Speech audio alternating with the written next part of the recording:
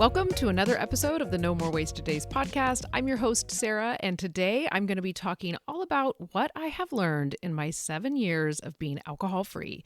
That's right, on May 13th, 2026, I hit 7 years of being alcohol-free, and it honestly blows my mind because when I quit in 2019, I thought I was just doing this for a 30-day break. At that time in my life, I couldn't even imagine what an alcohol-free life looked like because I was so used to my drinking life, and I just thought, if I can just quit for 30 days, then I will prove that I don't have a drinking problem. That is truly the driving force behind me telling myself that I was going to do 30 days. Because now, being 7 years alcohol-free, when I say it, I'm like, oh my gosh, I thought that if I could quit for 30 days, it would prove I didn't have a problem. And that was all I was thinking I needed to prove to the world that I actually did not need to quit drinking. I just needed to learn how to handle it better. And I thought a 30-day break would reset it. But if you're a long-time listener or you've been following me on social media, you know that I quit drinking after that 30-day break in quotation marks, and I really bought into the idea of an alcohol-free life. Now, I didn't say, 30 days and I did it and it was magical and I was done. I was like, oh my God, that's it, I'm done. No, instead I was like, you know what, this has been going really good for these 30 days. Now I'm going to go for 60. I set that next goal for 60 days and then I set a goal for 100 days. And then I set a goal for 1 year. Now, probably around 150 days, I actually knew I was done drinking forever. And they say never say never. And I still believe that. I'm like, never say never. We don't know what's going to happen from day to day. But at 150-ish days, I knew deep within me I didn't desire alcohol in my life anymore. Now, it has been work, and I'm going to talk about it in this episode because I think that sometimes people think that once you get to some number, it's magical. Like once you reach 5 years alcohol-free, you are cured in quotation marks, or once you reach 7 years, or once you reach 10 years. Now, of course, I also say alcohol-free and not sober because for about the first 5 years of my alcohol-free journey, I was what they call Cali sober. So I was still smoking weed at that time. So I will always say alcohol-free for this number. And then my true sober date will be when I quit weed, which was actually in, I don't know. I know that it was in September. And it was in September, I believe, 2024, because I will hit 2 years this year when I get to September. So yes, September 2024. So that is my true sobriety date, right? If you're a person who says Cali sober is not sobriety, but that's also why I say alcohol-free all the time. Sorry, that was a little bit of a tangent. Now, before we dive into this episode, because May happens to be my soberversary month or my alcohol-free anniversary month, I am gifting you with $20 off of my 30-day alcohol-free challenge. This is a little bit different than the live challenges that I run in January, April, July, and October because you get to go through it on your own. You get all of the 30 videos, the 30 emails are being sent to you for those 30 days, but you're going through it on your own, not as a big group, and there are not the live group coaching calls that normally go with my 30-day challenge that happens in those 4 months that I mentioned.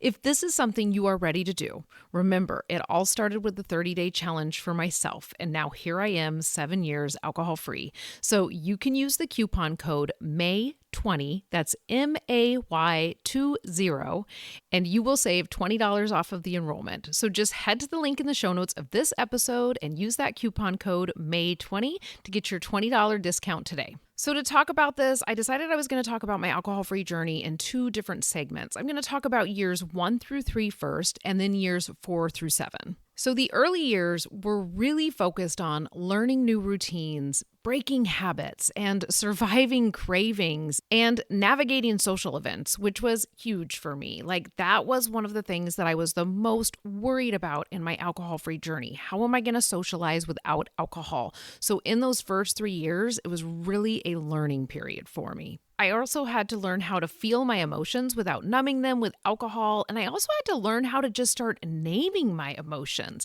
Now, a lot of people will say, well, you were still smoking weed, but there was still navigation to this because weed did not do the exact same thing alcohol did for me. And I did not use it in the exact same way I used alcohol. I will talk about that briefly in this today, but it won't be my core focus. You can always ask me questions for that, or you can always leave comments or reviews saying, give us more episodes on your Cali sober to sobriety journey. So one of the main emotions I really had to work on when I first quit drinking was learning how to celebrate alcohol-free, and I was not expecting that. And that's why I say things like being Cali sober at the time, but also quitting drinking. I never used weed as a way to celebrate. It was always either an evening thing or a weekend thing for me. It was not tied to a lot of specific emotions. But alcohol was tied to things like celebration and happiness. Like, oh my gosh, I'm so happy today, I'm going to celebrate by drinking. Or, oh my gosh, it is sunny outside, I'm going to go enjoy the nice weather by drinking. Those are things in my first 3 years that I really had to work on being conscious of. So first, just becoming aware of them, and then remembering that they were going to show up for me. So maybe the first time and the second time it happened and I noticed it and I went, oh my gosh, I crave alcohol every time this happens. I started noticing the pattern, and then I started having to get ahead of it. Those were things I was having to learn in my first 3 years. And lastly, I was having to learn who I was without alcohol. I had always been a drinker since probably I turned 21, I want to say, and it was just a huge part of my identity, and it had grown so much over time and really became ingrained in who I was. And even how I showed up on social media, which at the time I was a Beachbody coach, so I was putting myself out there and I was showing the world that I could drink and I could be healthy. And then I had to all of a sudden think, well, who am I without alcohol? What does this look like now for me without alcohol? So my identity definitely had to shift, and I had to learn how to do that. Now, you may be listening to this and going, oh my gosh, the first 3 years just sounds like they were a bunch of work, like they were really hard. They weren't, okay? They were work. I don't want you to think that it's not work. They were work, but it was good work, and it was work that got easier over time. And there were also so many benefits during those first 3 years that it made it so worth it. Here's the thing. In those first 3 years, everything felt super exciting. It felt like a whole new me. I don't know how to explain it. It's like all of a sudden, I just felt like this veil was lifted and I just felt amazing. I was constantly seeing improvements in my life, improvements in my sleep, improvements in like how the appearance of my skin, the appearance of my hair even. I swear my teeth changed when I quit drinking. Who knows? And maybe it's that I was seeing myself through more confident eyes. I was actually keeping promises to myself, so I had so much more confidence in myself. And also, I was taking so much pride in my journey. I was alcohol free. I was finally doing it in a world that says it's okay to drink, that drinking is totally normal.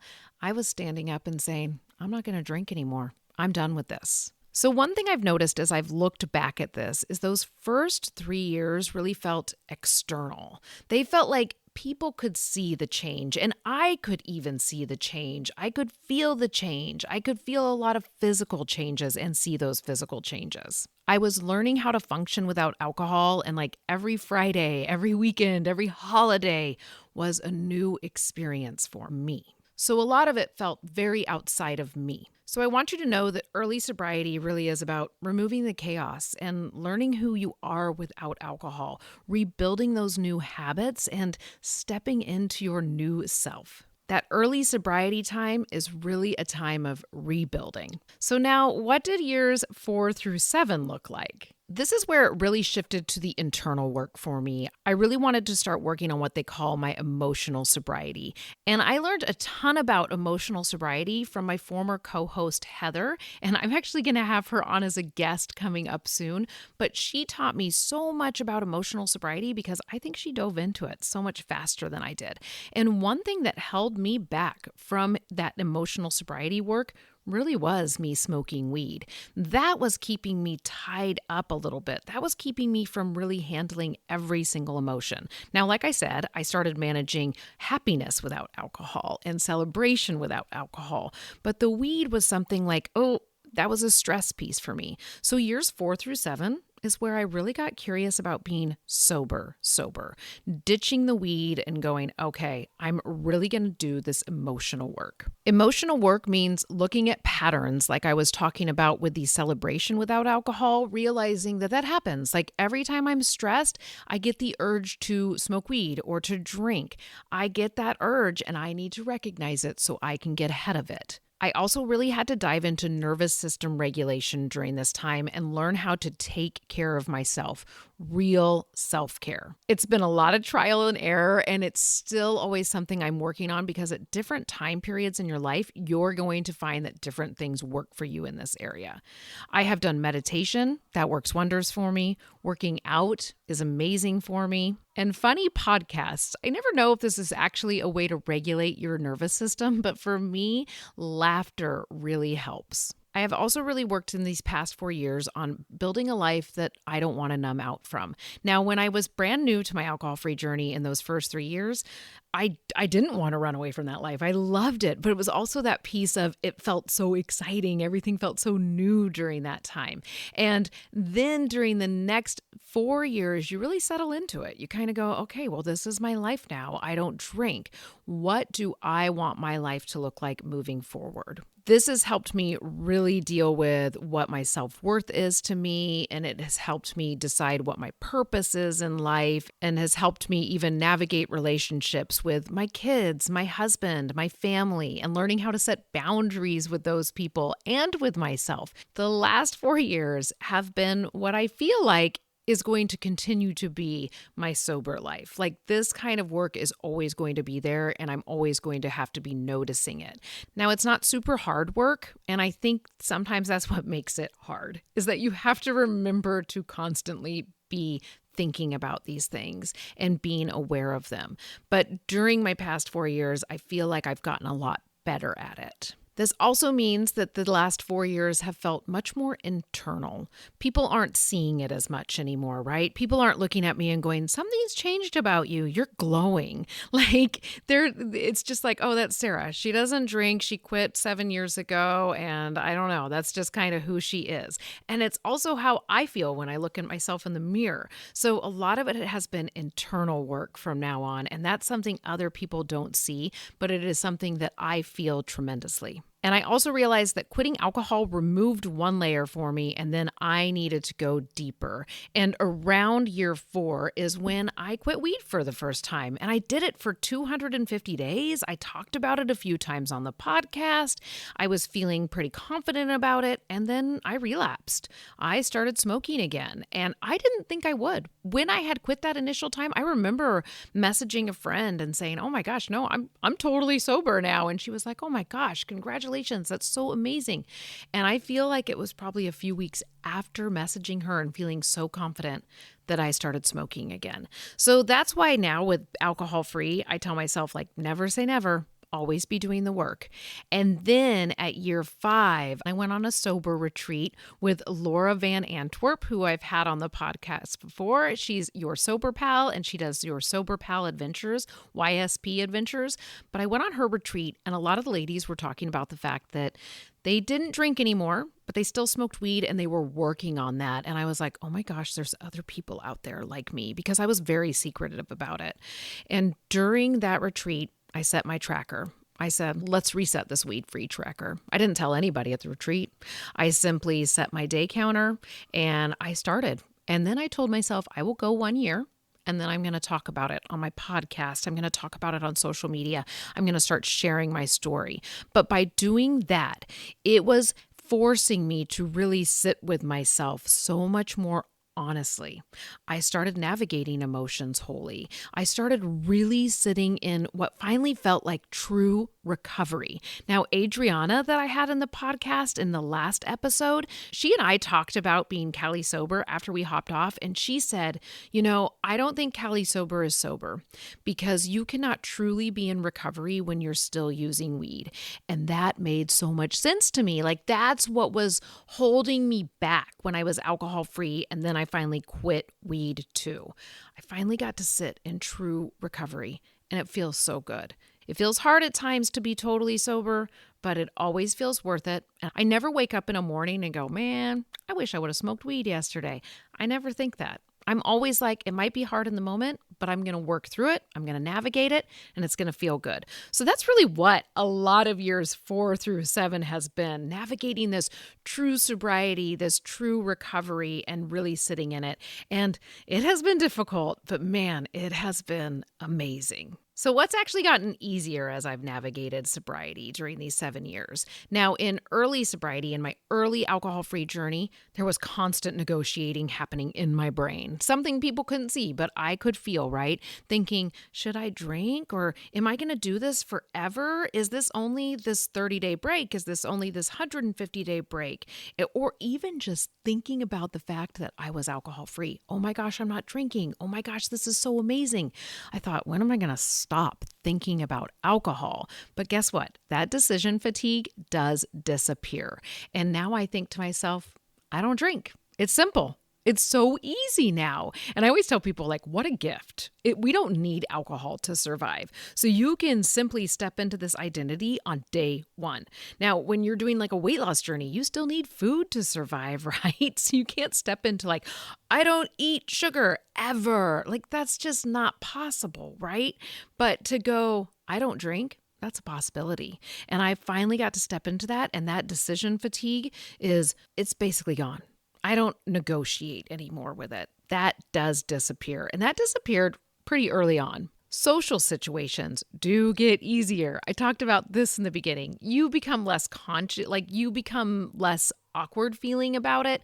There are moments. I'm not going to say there's never any moments. There are sometimes, but most of the time, I feel pretty good socializing without alcohol. There might be an awkward first few minutes, and then I use the tools I have and I move on and I feel good. And this was something I was really nervous about, but the more I have done it, the easier it has gotten. And cravings become quieter. Like now when a craving pops up, it is a snap of the finger. It's so fast. It's a flash in the pan, as they say.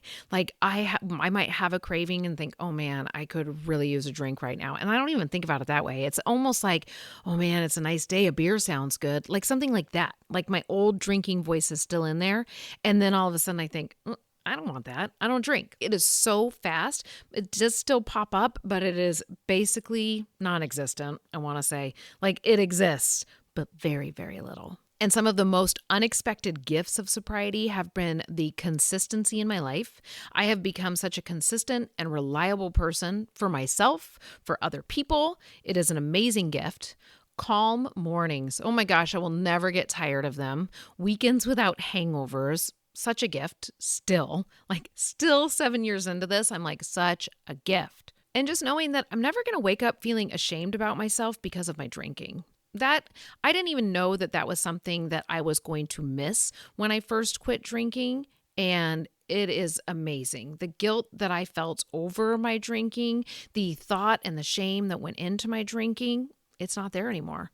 And it is an amazing way to live. So it's easy for me to sit here and go, oh my gosh, there's all these amazing things that when you quit drinking, all this stuff happens. But there are some things that sobriety simply doesn't remove. I still have to deal with my stress. I still have to manage grief. I still have to manage anxiety, and that has been something that has been tricky for me. So anxiety is something that felt like it really went away in my early days, and then it came back. It was one of the reasons I started smoking weed again, and then it came back again when I quit again, and I was like, I got to navigate this, and that's when I went on an antidepressant, and that has helped me so much. I know that that is not a path for everybody, but I had to really stop and go, I have to learn how to manage my anxiety. Now, there are still parts of my anxiety that are still really hard. I don't want you to think that this is all easy because I started taking an antidepressant and it just fixed everything. I still have to navigate this. I still have to work on this all the time. One thing I will tell you, though, is my anxiety is like 1,000,000 times better without ingesting any substance, without having weed in my life, without having alcohol. It has been something I've had to navigate, but it is worlds better without those substances. I still have to navigate hard seasons, though. I had a super hard year during my year 6. Like, removing alcohol does not remove all your problems, and I need you to understand that. But it will help you understand how to navigate them and navigate them in a way that you're proud of. love. And lastly, removing alcohol doesn't remove relationship struggles. I still definitely work on boundaries, setting up boundaries with my family, setting up boundaries with my friends, with myself. I talked about that earlier, but that is a huge struggle for me. And I have really learned that I am a huge people pleaser. And I think that if I just don't have boundaries, then I'm pleasing everybody, but then I'm not pleasing myself. So there are little parts that I'm like, oh my gosh, I have to work on that. And I think that when I was a drinker, I would think, I'll just drink and then I don't worry about these problems as much. I don't have to face these problems because when I was drunk, I didn't think about that stuff. Like I was like, oh, I feel so footloose and carefree. And now I have to actually go, okay, I need to navigate this, but I've learned how to talk about it with my husband.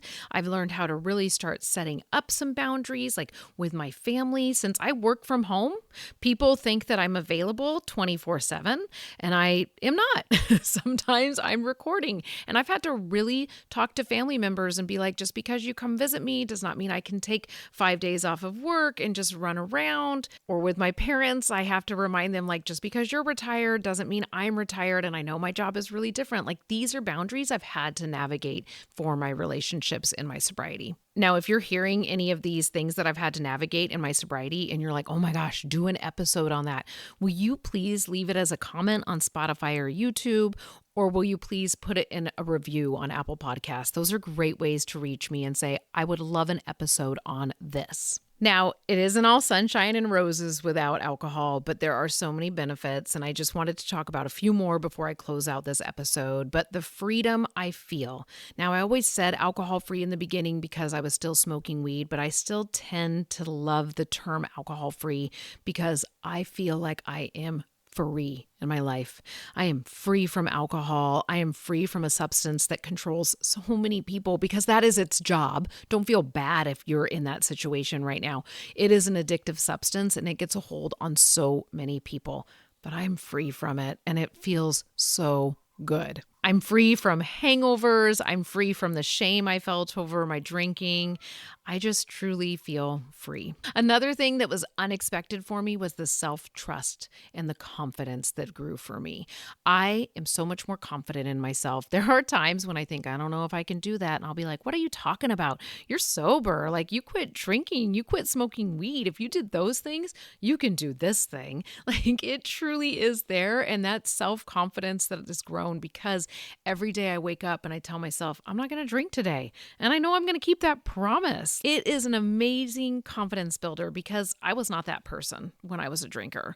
I would wake up and tell myself, I'm not going to drink tonight. And then I would. And it just wore on me. Or I would tell myself, I'm only going to have 1 glass of wine tonight. And then I would have 3. And then I'd wake up in the morning going, oh, why do I always drink too much? Why do I always drink more than I want to? Not having that in my life has helped my confidence grow so much. My emotional resilience has also grown so much. I know I can manage stress. I know that anxiety can happen and I can figure it out. It's really uncomfortable when it happens, but I know I can figure it out.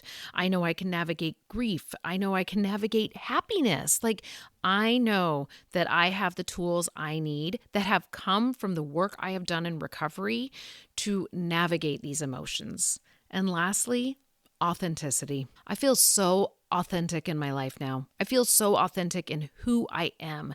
If people ask, like, who are you? I can actually lean inward and think, oh, I'm a mom, I'm a wife, and then I'll go, all those things are other people. And then I'll go, I am a lady who truly loves animals. I am a lady who loves the outdoors. I am happiest when I'm walking my dog, or I am happiest when I'm getting to work on my business. Like, I can really lean in and think, who am I? What makes me tick? What makes me feel creative? And I love that I can really understand my true authentic self. I also know that she's always changing and she's always got a few more tricks up her sleeve, but I know who she is now and I know how to tap into her. So I hope that hearing all of this is helping you feel so excited about your own alcohol-free journey, no matter where you are. Even if you're sober curious and you haven't started and you're like 7 years, remember, I was a person who thought 7 years sounded way far off. And my journey to get here has not looked linear. It started out with being Cali sober, then it stepped into that sobriety. It had relapses in there with the Cali sober. So there's just everybody's journey is going to look different. And I want you to know that you can make yours happen too. 7 years later, I can clearly say that quitting drinking changed my life, hands down. I credit ditching alcohol to so much. And I can look at different areas in my life and think, well, maybe it was this or maybe it was that. It was the quitting drinking. I can always go, when I quit drinking, I found the confidence to quit my teaching job. When I quit drinking, I knew that building a house with my husband was going to be super scary, but I knew I could do it. I knew if I could quit drinking, I could build a house. That's crazy to say, but it really is. And maybe being alcohol free has given me too much confidence, but it truly has changed my life. And I know that if I lean into my recovery and continue to take it seriously, my life will continue to change in amazing ways. And so will yours. And just know, if you're early, I didn't learn all this in one day. I didn't figure all this out right away. And I have to tell you, even figuring out this episode felt overwhelming for me. I had to be like, oh, I don't really know what all I've learned in 7 years. I had to really sit down and brainstorm all this. It was some of the work that I do on myself. So just know it's all building moment by moment. Every time you choose not to drink, you are building on all of these things. And remember, if you need a little help getting your journey started, use the month of May to hop into my 30-day challenge. Go through those 30 days with the 30 videos. You can check out all of the details in the link of the show notes of this episode. And remember to use the coupon code MAY20, MAY20. And on June 1st, that coupon code will not work. So if you are like, oh, maybe she's just saying it won't work, it's not going to work on June 1st. It's in the computer. I have it set so it'll turn off then. So take advantage of this deal if you've been thinking, I want to start this, but I don't know how. I hope that this episode has been motivating for you. And if it has, please leave a review. I want to read a review from a listener right now because I want you to know that I do read them and they make my day. When I read them, I'm like, oh my gosh, that's so cool. So be sure to take the time to write a review. It really does mean the world to me. And here is the latest review I've received on the podcast. It says, great sober guide, 5 stars. Love this podcast. Listening to Sarah got me through my first sober vacation. She's relatable and kind and encouraging. I like her short episodes when I just need a quick hit of encouragement. They are packed with good information and ideas. And I like her longer episodes with interviews. I've tried out a few sober podcasts, and this is my favorite, maybe because I'm also from the Pacific Northwest. Thanks, Sarah, for being an enthusiastic guide into the sober living world. P.S. I like when you rail on big alcohol. Thank you so much for that review. It means the world to me. And if you're feeling inspired by listening to that one, be sure to go write a review on your own over on Apple Podcasts, or you can always leave me a comment on Spotify and YouTube. All right. Thank you so much for listening to this episode, and I'll be in your ear in the next one.